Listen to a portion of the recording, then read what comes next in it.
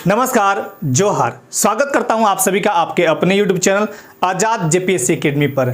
तो आज का दिन झारखंड वासियों के लिए बहुत ही सुनहरा और बहुत ही पावन दिन है, क्योंकि आज ही के दिन एक महानायक का जन्म हुआ था झारखंड में।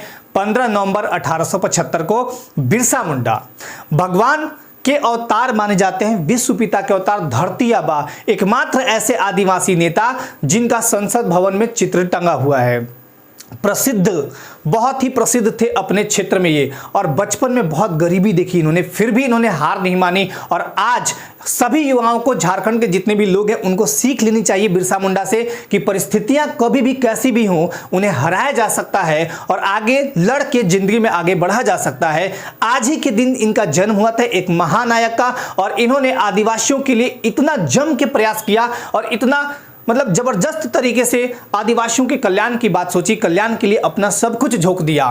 तो आज मैं चर्चा करूंगा यहाँ पे बिरसा मुंडा के बारे में, और बिरसा मुंडा के बारे में कुछ इंपॉर्टेंट फैक्ट भी बताऊंगा जो एग्जाम के दृष्टिकोण से काफी महत्वपूर्ण तो होंगे ही होंगे। और जी इन्होंने जो उलगुलान आंदोलन किया, वही उलगुलान आज झारखंड की कहीं ना कहीं मांग बनते जा रही है। कारण इसके कई हैं, कारण इसके सामाजिक भी है, कारण इसके राजनीतिक भी है, कारण इसके बहुत बड़े रोजगार के मामलों को लेकर, और परीक्षाओं में विभिन्न प्रकार के लंबित रिजल्ट, घोटाले और तरह तरह के जो विसंगतियां हैं, उनको लेके भी आज झारखंड की धरती फिर से पुकार रही है कि ऐसे वीर सपूत आए और इनको ठीक ठाक करके जाए। इन्होंने अंग्रेजों के न केवल दांत खट्टे किए थे, लोहे के चने चबवा दिए थे, और इन्हीं के जैसे कई सपूत झारखंड में जन्म लिए जो झारखंड को आबाद करके चले गए। फिर भी झारखंड जब झारखंड का गठन हुआ 15 नवंबर 2000 ईस्वी को भारत के 28वें राज्य के रूप में, और तब से लेके आज 21 साल गुजर गए, लेकिन तब भी यहां विकास कार्य बहुत धीमी गति से चल रही है। कारण एक दूसरे का दोषारोपण करना। अगर राजनेता यही एक दूसरे का दोषारोपण करते हैं, झारखंड का विकास कितना संभव होगा? जरूरत है एक उलगुलान की। तो चलिए आज चर्चा करते हैं, यहां बिरसा मुंडा के बारे में चर्चा करेंगे। धरती आबा, विश्व पिता के अवतार बिरसा मुंडा का जन्म 15 नवंबर 1875 को होता है। कहां होता है? अब एक एक चीज देखेंगे इसमें और चीजों को समझेंगे, समझने का पूरा प्रयास कीजिएगा। सबसे पहला, कोई भी व्यक्ति जब इस संसार में आता है तो उस व्यक्ति के लाइफ में 3 इंसान बहुत ही अनमोल और सबसे इंपॉर्टेंट होते हैं। कौन कौन? पहला माता, दूसरा पिता और तीसरा गुरु। माता, पिता, गुरु, ये 3 ऐसे इंसान हैं जो किसी के लाइफ को परिवर्तित भी करते हैं, और यही तीनों हैं जो कभी भी उस इंसान का, या माता पिता या गुरु हैं जो अपने बच्चे का, या गुरु अपने शिष्य का कभी अहित नहीं चाहते हैं। चलिए यहां पे समझते हैं। माता कदमी मुंडा। माता कदमी मुंडा कौन थी इनकी? तो ये इनका मतलब किसकी पुत्री थी ये? माता बिरसा मुंडा की माता का नाम कदमी मुंडा, अयूब हाटू के डिबर मुंडा की बड़ी पुत्री थी ये। कौन? कदमी मुंडा। पिता का नाम था सुगना मुंडा। अब पिता का नाम सुगना मुंडा, तो दादा का नाम था लकारी मुंडा। लकारी मुंडा के 3 बच्चे, कौन कौन? कानू मुंडा, सुगना मुंडा और पसना मुंडा। तो दूसरे वाले जो सुगना मुंडा थे, उन्हीं का पुत्र था बिरसा मुंडा। सुगना मुंडा के 5 बेटे थे। कौन कौन? कोंता, दस्कीर, चंपा, बिरसा, कानू, 5 बाल बच्चे। चौथे नंबर पे आते थे भगवान बिरसा। चौथे नंबर पे आते थे भगवान बिरसा। और गुरु का नाम क्या था? आनंद पांडे। आनंद पांडे के संपर्क में आए और वैष्णव धर्म को सीखा। इन्होंने रामायण, महाभारत, कई चीजों को सीखा, और धन्य है वो गुरु जिन्होंने बिरसा मुंडा को इतना आगे बढ़ने को प्रेरित किया। और बिरसा मुंडा उस गुरु का और अपने माता पिता का इतना सम्मान रखा, जनजातियों का कल्याण तक करके चलेगा, अपने प्राणों की बलि दे दी, लेकिन जनजातियों के कल्याण को कभी पीछे नहीं किया, हमेशा आगे सोचा, कल्याण के बारे में हमेशा आगे सोचा और तरह तरह के काम किए। बिरसा मुंडा, ये देखा जाए तो ये पेशे से बुनकर थे, अच्छे निशानेबाज और बांसुरी वादक थे, बहुत अच्छे निशानेबाज और बांसुरी वादक। जब झारखंड की संस्कृति को पढ़िएगा ना, तो वहां पे 2 बहुत ही फेमस आपके वाद्य यंत्र आते हैं बजाने वाले, एक तो मांदर और दूसरा बांसुरी। बच्चे क्या करते हैं, जब आदिवासी समाज में बच्चों का जन्म होता है तो वो कहाँ जाते हैं? जंगलों में जाते हैं अपने पशुओं के साथ, और बांसुरी बांस की लेके बजाते हैं। कोशिश करते हैं, कब कोशिश करते करते वो अपने पशुओं को मंत्रमुग्ध कर देते हैं, वो खुद भी नहीं जानते। 15 नवंबर 1875 को बृहस्पतिवार के दिन जन्म होने के कारण इनका नाम बिरसा पड़ा था। खूंटी के तमाड़ थाना, याद रखिएगा, खूंटी के तमाड़ थाना के उलीहातू गांव में गरीब मुंडा परिवार में, किस परिवार में, तो मुंडा परिवार में, बहुत गरीब थे और गरीबी में ये इतने दिन को झेले थे कि मतलब गड़े हुए मुर्दों को उखाड़ के और जो भी आभूषण या जो भी रहते थे उनको बेच के ये मतलब काम करते थे। इनको धर्म से बहिष्कृत कर दिया गया और धन्य है वो माँ जिन्होंने बिरसा मुंडा को जन्म दिया और बिरसा मुंडा इतने आज के टाइम में पूजे जा रहे हैं। बचपन का नाम इनका दाऊद मुंडा था। जब ये ईसाई धर्म ग्रहण किए थे उस समय इनका नाम दाऊद मुंडा था। अब इनका विवाह भी होता है सिंहभूम के संकरा ग्राम की युवती से। सर्वोच्च धर्म इनका था परोपकार, मतलब हम परोपकार करेंगे, सबके लिए अच्छा कर्म करेंगे। सर्वोच्च देवता सिंहभूंगा, एक ही देवता है सिंहभूंगा सर्वोच्च देवता, ठीक है। शिक्षा इनका कहाँ हुआ था, तो प्रारंभिक शिक्षा हुआ था सलगा में। अब इनका अगर मैं कहानी कहने लगूं, मतलब इनका पूरा विस्तार पूर्वक लूं तो बहुत वीडियो लंबा होगा। मैं मुख्य बातें आपको यहाँ पे दिखाते चलता हूँ। इनका शिक्षा सलगा स्कूल में, प्रारंभिक शिक्षा कहाँ हुआ, सलगा स्कूल में। कौन कराया था, तो जयपाल नाग। इनके दो महत्वपूर्ण गुरु हुए थे, तो जयपाल नाग जो प्रारंभिक शिक्षा कराए थे और एक ये आनंद पांडे जो वैष्णव धर्म की शिक्षा दिए थे और इनको मतलब ये सिखाए थे कि देखो ईसाई धर्म में तुम रहते हो, वैष्णव धर्म ग्रहण किए हो या जो भी मतलब यहाँ दुख दर्द है लोगों का उसको कैसे बांट सकते हो, तरह तरह की शिक्षाएं देते थे वो। फिर बाद में इनका शिक्षा कहाँ हुआ, जर्मन एवेंजेलिकल चर्च द्वारा संचालित विद्यालय से 1886 में शिक्षा पाने चाईबासा गए तो इनका बहुत सारा चीज परिवर्तन होता है। 1890 में उच्च प्राथमिक परीक्षा इन्होंने पास किया। बाद में ये चालकद आ गए, अपने माता पिता के साथ रहने लगे चालकद, और चालकद आने के बाद यही बिरसा अनुयायियों का तीर्थस्थल बना। अब व्यक्तित्व निर्माण पर 3 बातों का इनका बहुत ज्यादा प्रभाव पड़ता है। पहला बात ईसाई धर्म का। ईसाई धर्म में इनका कन्फर्मेशन मतलब धर्म परिवर्तन का कन्फर्मेशन कब हुआ था, 7 मई 1886। कब हुआ था, 7 मई 1886, चाईबासा के लुथेरन मिशन द्वारा। चाईबासा के लुथेरन मिशन। अब ये चाईबासा के लुथेरन मिशन में जैसे ही ईसाई धर्म ग्रहण करते हैं, ईसाइयों को जो मतलब उनका नियम कानून था उसको पालन खूब करते हैं, लेकिन जैसे ही ये वैष्णव धर्म में आते हैं, जनेऊ पहनना स्टार्ट करते हैं, खड़ाओं पे चलते हैं, मतलब मांस मछली नहीं खाना है, मदिरा का सेवन नहीं करना, एकदम प्योरिटी के साथ रहना है, हम लोग को कोई कुछ नहीं कर सकता, अंग्रेज की कोई विसात नहीं है कि कोई कुछ कर दे। और यहाँ पे जो साहूकार थे, साहूकार जमींदार, उनका शोषण नीति हम नहीं सहेंगे, मतलब ये बिल्कुल अपने आप को चेंज कर रहे थे, ठीक। और दूसरा इनका प्रभाव पड़ता है आनंद पांडे से वैष्णव धर्म का, वैष्णव धर्म ग्रहण करते हैं ये। सरदारी आंदोलन का भी प्रभाव पड़ता है। सरदारी आंदोलन के बारे में अलग वीडियो बना दूंगा मैं। सरदारी आंदोलन जो है ये भी जमीन की लड़ाई थी और ये भी जमीन की लड़ाई थी, मतलब हक की लड़ाई। तो ये हक की लड़ाई के लिए मतलब ये किए थे। 18 वर्ष की उम्र में चक्रधरपुर जंगल के आंदोलनों में ये शामिल होते हैं बिरसा मुंडा। 1895 स्वयं को सिंहभूंगा दूत घोषित करते हैं, मतलब भगवान के हम दूत हैं, भगवान हमको भेजा है। और ये इनका कहानी एक अजीब सा है कि मतलब एक बार बिजली कड़क रहा था, इन पे गिर गया तो इनका पूरा शरीर काला हो गया। तो इनके जो 7 अनुयायी लोग थे, साथ रहने वाले अनुयायी, वो सब हल्ला कर दिए कि नहीं भगवान बिरसा को मतलब सिंहभूंगा का दर्शन हुआ है। अब बताइए, भगवान अगर जो भी हमारे हिंदू धर्म, मुस्लिम धर्म, सिख धर्म, ईसाई धर्म, कोई धर्म में कोई भगवान है, अगर उनका आपको दर्शन हुआ है तो लोग आपके पास भीड़ लगा देंगे। तो ये वही हुआ था, सिंहभूंगा का दूत घोषित करते हैं खुद को। और बिरसाइत पंथ क्या है कि मतलब जो भी यहाँ पे शोषित, दलित, शोषित और किसी का सताया हुआ, दुखी, परेशान, बहुत तरह की बीमारियां चलती थी, उससे परेशान है, तो उनका सबका मतलब एक तरह से सेवा किया जाएगा, इसलिए इन्होंने बिरसाइत पंथ का स्थापना किया था। सिंहभूंगा का दूत घोषित किया। सब लोग कहा कि अंग्रेज गोली चलाएगा, हमारे पास तो पत्थर ढेका है, तो कैसे मारेंगे, तो पत्थर ढेका से तो मार नहीं सकते हैं, तीर से मार नहीं सकते हैं, कितने को मारेंगे। तो ये बोले कि एक बार मंत्र फूकेंगे, सब उन लोगों का गोली स्वाहा हो जाएगा, पानी बन जाएगा। तो इन्हीं के साथ साथ सब लोग जुड़ना स्टार्ट करते हैं। शुरू में तो इनको धर्म से निष्कासित किया गया था, क्योंकि धजिया उड़ रहा था ईसाई धर्म का। ईसाई धर्म कुछ और कहता था, वैष्णव धर्म कुछ और कहता था। अब दोनों में कंट्रोवर्सी हो गया। पहले तो ये ईसाई धर्म को ग्रहण किए थे, बाद में ना वैष्णव धर्म में आए।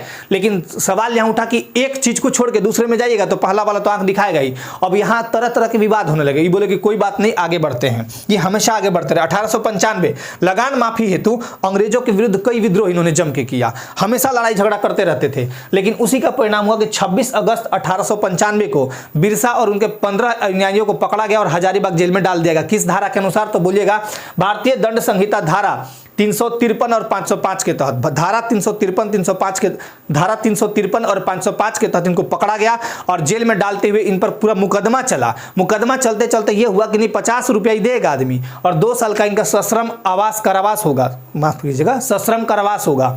तो सश्रम कारावास के लिए जेल इनको भेज दिया गया। शुक्र मनाइए कि हीरक जयंती महारानी विक्टोरिया का था 30 नवंबर 1897। महारानी विक्टोरिया का हीरक जयंती मना था। खुशी में बेचारी बोली कि जो भाग यहां से, तो बिरसा मुंडा को वहां से रिहा कर दिया गया। 1897 में इन्होंने एकजुट किया सभी मुंडाओं को और बिरसा सेना, बिरसा आर्मी फौज बना दिए। बोले गया आर्मी इधर, एक तरफ आर्मी एक तरफ अंग्रेज। अंग्रेज ऐसे भी कहां से जीत पाता, लेकिन यहां पे कई तरह की बातें थी जो इनको हराने में, मतलब कहा गया है कि भारत में जब भी कोई युद्ध लड़ा गया है, देख लीजिएगा मैक्सिमम युद्ध भारत में बाहरी आक्रमण कभी भी हुआ है। अंग्रेज कौन थे? बाहरी थे। अंग्रेज यहाँ साहूकार और जमींदार को चढ़ा के रखते थे। वो लोग यहाँ शोषण करता था, जमीन जायदाद से जबरदस्ती बेदखल करता था। यहाँ आदिवासियों का जमीन था। जब जब भारत पे अटैक हुआ है, याद रखिएगा घर का भेदी लंका ढाए। याद कीजिए वो वाला युद्ध जो सबसे पहले भारत आया था, सिकंदर, अलेक्जेंडर सिकंदर, यहाँ पे भी उसको भरपूर सपोर्ट मिला था।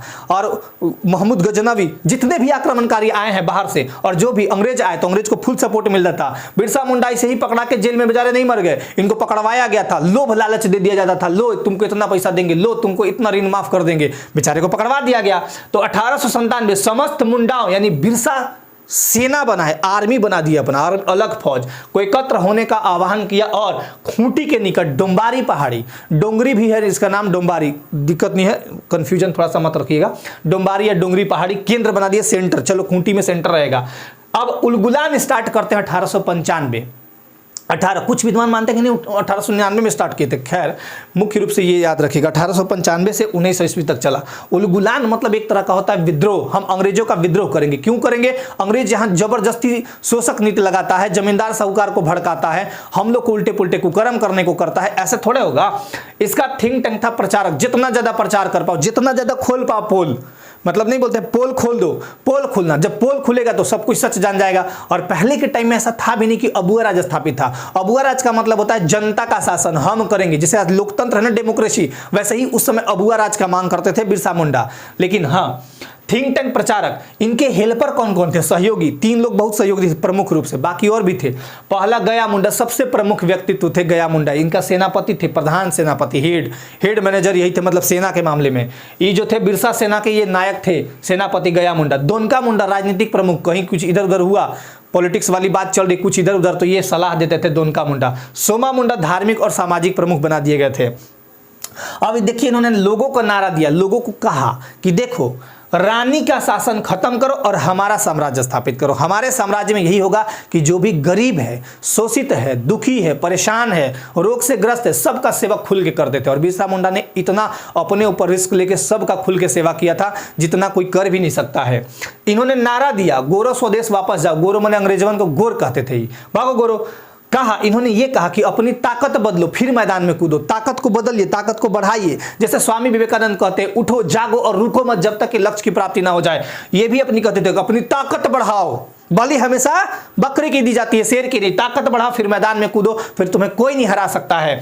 फिर इन्होंने गीत गाया, कटोंग बाबा कटोंग, साहेब कटोंग कटोंग, रारी कटोंग कटोंग, मतलब काटो बाबा काटो, यूरोपियन को काटो, बाहरी अन्य जातियों को काटो, हम लोग को छोड़ के बाहरी जो जाति, जो बाहर से जातियां आ रही उनको काट दो, यूरोपियन को काटो, यहाँ जो अंग्रेजवन है उनको काटो। कहा इन्होंने एक बात और कहा था, साहब एक ही टोपी के, चाहे वो यूरोपियन हो, चाहे पुर्तगाली हो, चाहे फ्रांसीसी हो, कहीं के हो, सब एक ही टोपी के है।